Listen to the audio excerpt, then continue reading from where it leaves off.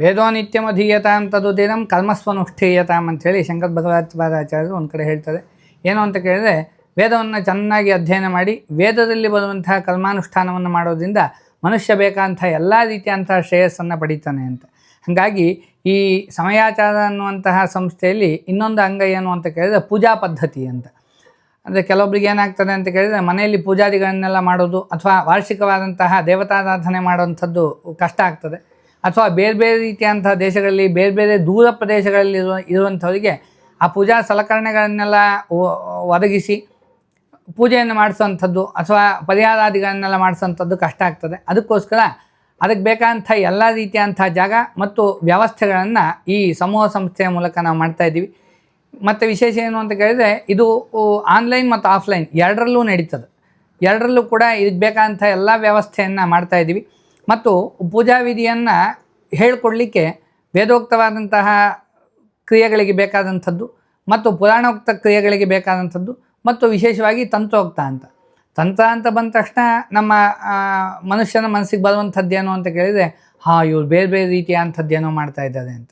ವಿಶೇಷವಾಗಿ ತಂತ್ರ ಅನ್ನುವಂಥದ್ದು ಹೊರಟಿದ್ದೆಲ್ಲಿಂದ ಅಥವಾ ತಂತ್ರ ಅಂದರೆ ಏನು ಅಂತ ಕೇಳಿದರೆ, ಈ ಕೇರಳ ಭಾಗದಲ್ಲಿ ದೇವಸ್ಥಾನಕ್ಕೆ ಸಂಬಂಧಪಟ್ಟಂತಹ ವಿಷಯಗಳಿಗೆ, ದೇವಸ್ಥಾನಕ್ಕೆ ಸಂಬಂಧಪಟ್ಟಂತಹ ದೇವಸ್ಥಾನಗಳಲ್ಲಿ ಮಾಡುವಂತಹ ಪೂಜೆಗಳಿಗೆ, ಉತ್ಸವಗಳಿಗೆ, ಬಲಿಗಳಿಗೆ, ಪ್ರಧಾನವಾಗಿ ಮಾಡುವಂತಹ ಪೂಜಾದಿಗಳಿಗೆ ತಂತ್ರ ಅಂತ ಕರೀತಾರೆ ಅಂತ.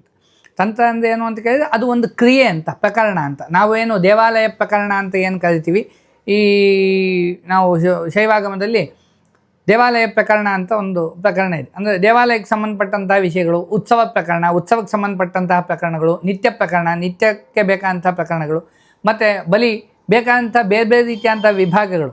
ಈ ವಿಭಾಗಗಳಿಗೆ ದೇವಸ್ಥಾನಗಳಲ್ಲಿ ಮಾಡುವಂಥ ಪ್ರಕ್ರಿಯೆ, ಪೂಜೆಗೆ ಏನಂತ ಕರೀತಾರೆ ಅಂದರೆ ತಂತ್ರ ಅಂತ ಕರೀತಾರೆ ಅಂತ. ಹಾಗಾಗಿ ತಂತ್ರ ಅಂದ ತಕ್ಷಣ ನಮ್ಮ ಗಮನಕ್ಕೆ ಬರುವಂಥದ್ದು ಏನು ಅಂದರೆ, ಮಾರಣಂ ಮೋಹನಂ ವಶ್ಯಂ ಸ್ತಂಭನೋಚ್ಚಾಟನಾದಿಕಂ ಅಂತ. ಈ ಆಭಿಚಾರ, ವಾಮಾಚಾರ ಇದೇ ಏನಾಗ್ತದೆ ಅಂತ ಕೇಳಿದರೆ ಜನರ ಮನಸ್ಸಿಗೆ ಬರ್ತದೆ. ಇದು ಆ ತಂತ್ರ ಅಲ್ಲ, ಇದು ತಂತ್ರೋಕ್ತ ಪೂಜಾ ಪದ್ಧತಿ. ಅಂದರೆ ಈ ಕೇರಳ ಪ್ರಾಂತ್ಯದಲ್ಲಿ ಪರಶುರಾಮರು ಕೊಟ್ಟಂತಹ ಒಂದು ಪೂಜಾ ಪದ್ಧತಿಯ ಅಂಗ. ನಾವು ಹೇಗೆ ವೇದೋಕ್ತವಾಗಿ ಪೂಜೆಗಳನ್ನು ಮಾಡ್ತೀವೋ, ಹೇಗೆ ಪುರಾಣೋಕ್ತವಾಗಿ ಪೂಜಾದಿಗಳನ್ನೆಲ್ಲ ಮಾಡ್ತೀವೋ, ಅದೇ ರೀತಿಯಾಗಿ ತಂತ್ರದಲ್ಲಿ ಹೇಳಿರುವಂತಹ, ಅಂದರೆ ಪರಶುರಾಮರು ಕೊಟ್ಟಂತಹ ಕಲ್ಪಸೂತ್ರದಲ್ಲಿ ಹೇಳಿರುವಂತಹ ಪೂಜಾ ಪದ್ಧತಿಗೆ ತಂತ್ರೋಕ್ತ ಪೂಜಾ ಪದ್ಧತಿ ಅಂತ ಕರೀತದೆ. ಹಾಗಾಗಿ ಈ ಮೂರೂ ಪೂಜಾ ಪದ್ಧತಿಗಳನ್ನು ಕೂಡ ಕಲಿಸುವಂಥದ್ದು ಮತ್ತು ಇದರ ಪ್ರಯೋಜನಗಳನ್ನು, ಅಂದರೆ ಇದನ್ನು ಹೇಳಿಕೊಡುವಂಥದ್ದು ಒಂದು.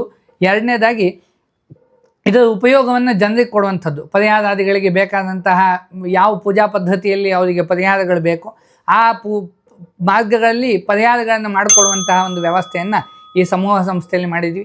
ದಯವಿಟ್ಟು ಎಲ್ಲರೂ ಕೂಡ ಅದರ ಉಪಯೋಗವನ್ನು ಪಡ್ಕೋಬೇಕು ಅಂಥೇಳಿ ಪ್ರಾರ್ಥಿಸ್ತಾ ಇದ್ದೀವಿ.